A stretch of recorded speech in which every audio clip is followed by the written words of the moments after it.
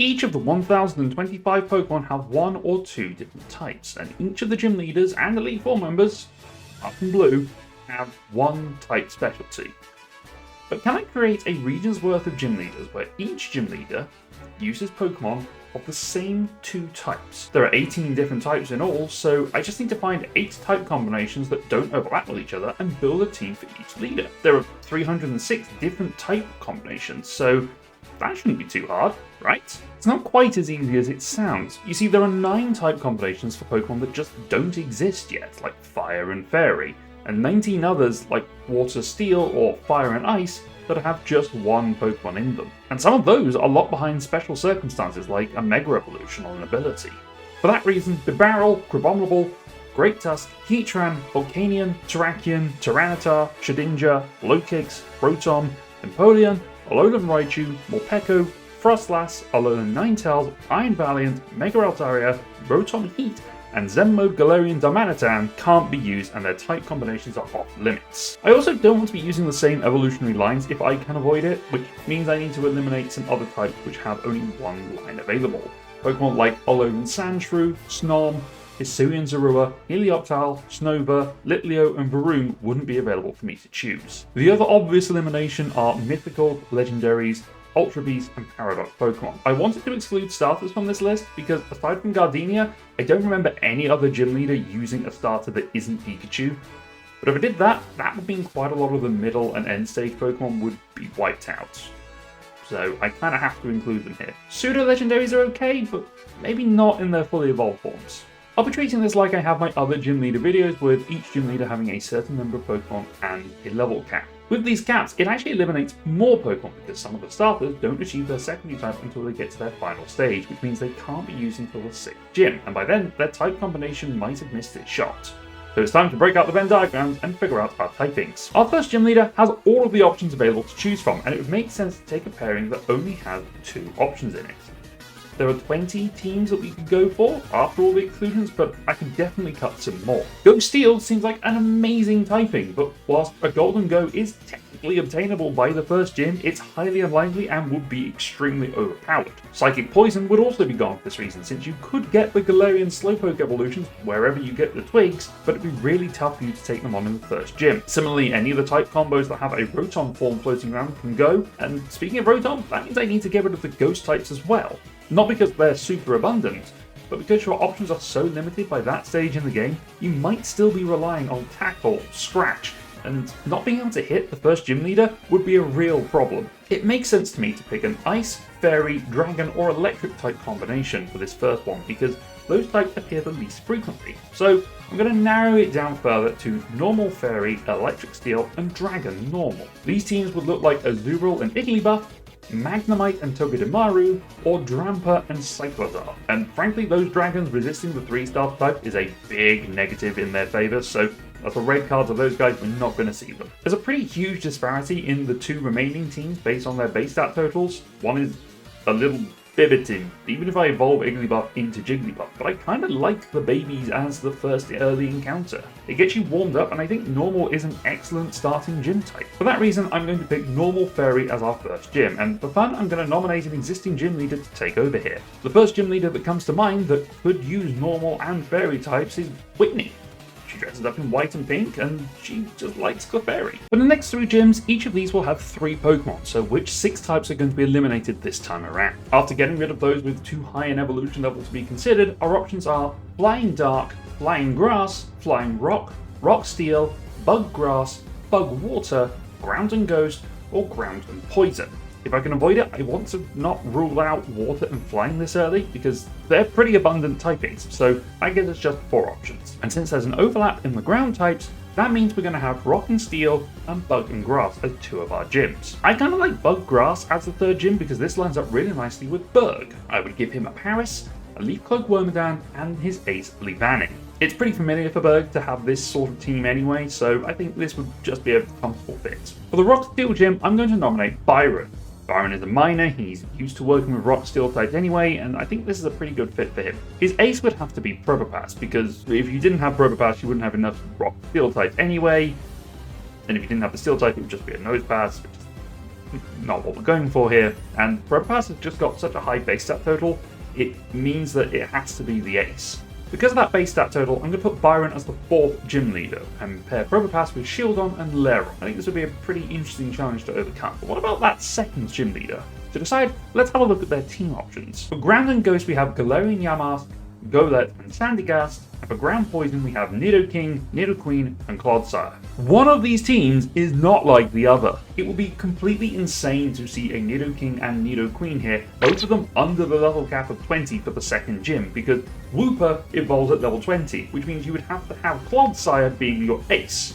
That's a pretty steep change of pace going from a Azurill and Igglybuff, even if it was a Jigglypuff. By comparison, Yamask can't evolve into Runerigus because of its low HP stat, meaning its weird evolution method couldn't function in time, and Golett and Sandygast don't evolve until they're in the 40s. I think that the ground ghost typing is a better fit for this gym, and because of that, there's an excellent ghost combination from Galar. I'm going to pick Alistair as the ghost gym leader. Our options are getting really restricted now, so as we go into gyms 5, 6, and 7, each having 4 Pokemon, I've got 5 type combinations available to me. Flying Electric, Firefighting, Poison Dark, Poison Water, and Water Dark. This 3-way overlap with Poison, Water, and Dark means I have to take Flying Electric and Firefighting as 2 of our types. In order to break that weird 3-way tie, I'm not going to look at the teams themselves, I'm going to look at what's available for me for the last gym. And spoiler alert, they both involve water types, so I can't use water here. That means I have to use the dark poison typing. For the 5th gym, I'm going to choose an electric flying leader. Maybe they worship Thunderous, or they just like the feeling of the wind in their hair from going on a roller coaster. That's right, Elisa is going to be our gym leader here. Her team is going to have the very familiar Emolga, Oricorio Pom Pom Form, Kilowattrel, and Rotom Fan with an air balloon. We really want to avoid those earthquakes. Our 6th gym is going to be the Poison Dark gym, and I think this fits really nicely with Koga or Janine.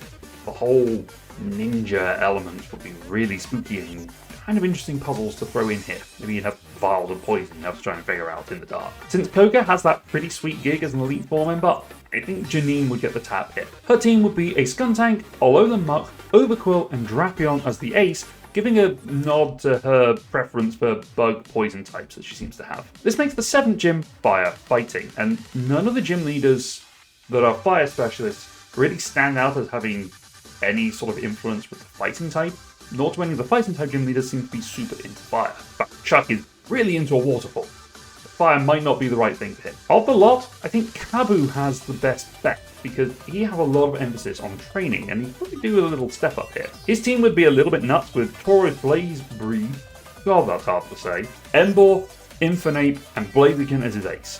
Why Blaziken? Because Mega Revolution is back, so why not throw Mega Blaziken for our 7th gym leader? Finally, the 8th gym, and it's a choice between 2 different typings, as I hinted earlier.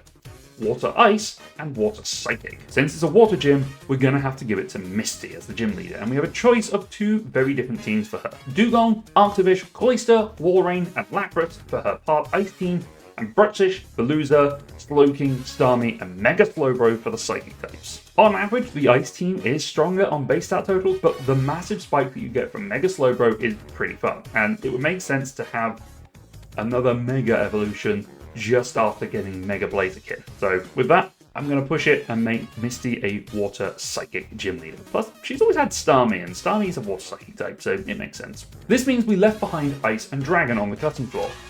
Got the time. Let's pick an Elite Four and a Champion as well. Of course, these teams can't have the same dual typings, but we could give them other specialties and give them some unique and interesting Pokemon to choose from. The first one I'm going to pick is past Hisuian variants, and our Elite Four member is going to be a bit of a curveball, because they aren't an Elite Four member at all. Instead, I'm choosing someone who's been to Hisui and not only survived, but has thrived. Subway boss, Ingham. His brother Emmett has been dealing with the subway in his absence, so why not take up the mantle and become an Elite Four member? His team would be Zoroark, Avalugg, Decidueye, Samurott, and Typhlosion, of which the ace would rotate around the starters depending on the starting Pokemon of the player. It's a shame there's no Mega Evolution here, but I couldn't think of a combination that would work nicely for this spot in the Elite Four.